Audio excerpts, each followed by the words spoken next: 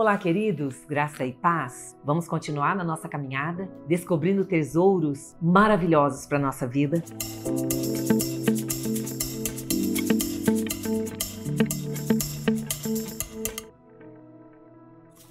E hoje nós vamos estar vendo 3 porções da Palavra de Deus. Vou estar compartilhando 2 Samuel 17, Daniel do 11, do 1 ao 20 e Marcos capítulo 7, do 1 ao 13. Vamos começar então aqui em 2 de Samuel 17. No primeiro capítulo, o versículo vai dizer assim: Aitofel disse a Absalão: permite-me escolher 12.000 homens e partirei essa noite em perseguição de Davi. Eu vou atacá-lo. Enquanto ele está exausto, fraco, vou causar pânico no seu exército e ele fugirá. Queridos, e aqui nós vemos então o próprio filho de Davi se levantando contra seu pai, como nós vimos anteriormente, reivindicando o reino para si. E Absalão então, ele vai seguir os conselhos de Aitofel, do versículo 15 ao 23. E o que acontece? Absalão ele vai se deitar com as concubinas de Davi, demonstrando com essa atitude uma reivindicação ao trono. E desse modo, então, vai se cumprir aqui o que o profeta Natã havia dito, que o que Davi havia feito oculto, em segredo, alguém da sua casa faria publicamente e ia trazer desonra e vergonha. E agora Davi estava colhendo o fruto daquele pecado de adultério. Sabe, queridos, Deus perdoou Davi, com certeza, mas Deus não vai tirar as consequências do pecado. Sabe, amados, se tem algo que nós precisamos ter temor cada vez mais, entendimento, que o pecado ele é uma semente que vai produzir frutos, ele vai trazer consequência. E essa consequência vai afetar toda a família, toda a vida, porque nós vemos agora que essa atitude de Absalão, ela acaba então trazendo vergonha, ela acaba manchando, ela acaba trazendo tanto sofrimento. Aprendemos como Davi a ter um coração sensível à voz do Senhor, até mesmo aceitar correções e os alinhamentos e crescer no temor do Senhor. Queridos, vamos agora para Daniel. Daniel, no capítulo 11, de 1 a 20. Eu quero te fazer um convite. Eu sei que você está lendo, está acompanhando a palavra de Deus, mas aqui tem coisas extraordinárias, porque nós vamos estar vendo, para entender melhor um pouquinho o que está acontecendo aqui no capítulo 11, eu preciso voltar só um pouquinho, porque o capítulo 10 vai estar falando a visão do homem vestido de linho. E aqui vai estar falando então do anjo que o Senhor manda para vir falar com Daniel. E é a continuação desses acontecimentos que nós estamos vendo agora no capítulo 10. Porque no capítulo 11, o Daniel vai dizer que ele estava em jejum de 3 semanas, aparece o anjo do Senhor. O anjo diz: olha, eu vim por causa das suas palavras, eu vim por causa da sua oração. Daniel, eu vou te revelar o que vai acontecer. Verso 10 e 14, o anjo diz assim: eu vim explicar-lhe o que acontecerá no futuro.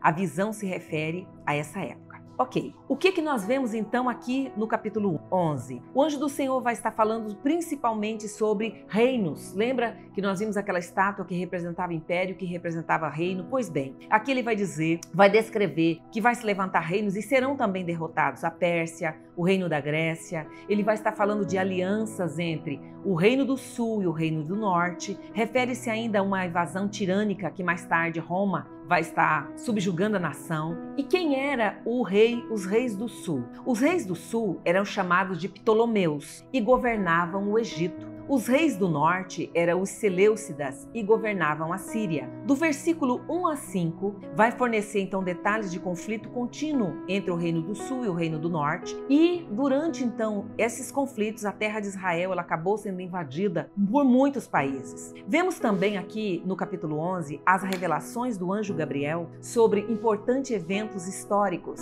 que irão acontecer a partir das mudanças do governo, os governos humanos, e iria também ter implicações sobre o povo de Deus. O que chama atenção é o versículo 36, porque no versículo 36 vai estar falando sobre um rei arrogante. Algumas versões vai estar falando de um comandante arrogante. Esse rei arrogante, de acordo com a história, ele foi Antíoco IV, chamado de Epifânio. Ele se autodenominou Epifânio, que Epifânio significa o ilustre. E esse homem teve uma capacidade de crueldade sobre o povo judeu, uma profanação do templo como nunca houve. Ele termina morrendo os seus últimos dias, ele ficou louco. Mas podemos aprender aqui que esses reis da Pérsia, eles conquistam conquistaram muita coisa, conquistaram muitos reinos e eram motivados por uma ambição desmedida de conquista. Para isso, eles extorquiram seus súditos, eles aumentam tributos anos após anos. Sabe, muitas das vezes, nós vamos ver na história que Deus vai permitir que pessoas terríveis cheguem ao poder,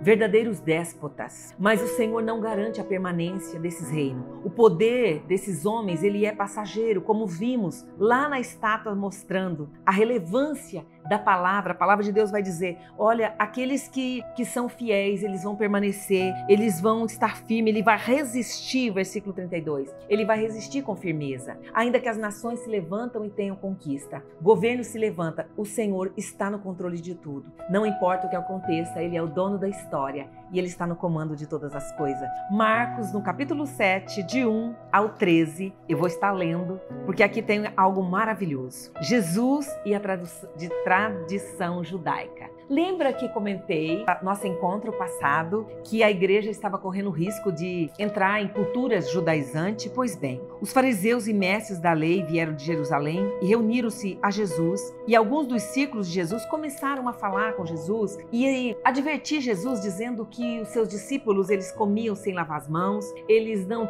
cultuavam, eles não tinham todo o procedimento ritual de limpeza. E aí Jesus vai responder para eles, ele vai dizer, eles observaram muitas coisas. Eles observavam como lavar copos, jarros, vasilhas de metais. E Jesus vai dizer para eles, porque os discípulos não vivem de acordo com a tradição, eles estão dizendo, né? Falando, chamando a atenção de Jesus. Jesus vai responder, bem profetizou Isaías acerca de vocês, hipócritas. E aí eles vão dizer, esse povo me honra com lábios, mas o coração está longe de mim. Em vão me adoram nos seus ensinamentos, mas não passa de regra, não passa de tradições, ensinadas por homens. E aí Jesus vai estar falando com eles então, o que realmente vai ter diferença na vida de uma pessoa. E aí você sabe que eu me lembro de Provérbios 4:23, aonde a palavra de Deus vai estar dizendo assim, sobretudo o que se deve guardar, guarde o seu coração. Lá em Provérbios, Antigo Testamento, e olha o que Jesus vai estar falando agora, ensinando para os seus discípulos, ele vai estar falando que não é o alimento, que não é aquilo que entra na boca do homem, porque isso vai ser eliminado, mas Jesus vai dizer assim, no versículo 20, o que sai do homem é o que torna impuro, é do seu interior, do coração do homem, vêm os maus pensamentos, as imoralidades sexuais, os roubos, os homicídios, os adultérios, as cobiças, maldade, engano, devassidão, a inveja, a calúnia, a arrogância, a insensatez. Todos esses males vêm de dentro. Jesus vai falar, olha, você está olhando tanto o externo, você está julgando, você está olhando as outras pessoas e o que realmente, aonde está a sede, é no teu coração. Queridos, o que temos guardado em nosso coração? A palavra de Deus, ele vai dizer que, sobretudo, você tem cuidado de tantas coisas preciosas para você, não é mesmo? Mas a palavra do Senhor vai estar dizendo, guarde o seu coração. É dele que procede a fonte de vida. Que o Espírito do Senhor nessa manhã ministre sobre a tua vida. Que a poderosa luz do Espírito Santo brilhe sobre você e revele o que você está guardando. Seja bênção nas mãos do Senhor, compartilhe essa palavra, dá um like, comente, seja instrumento nas mãos de Deus.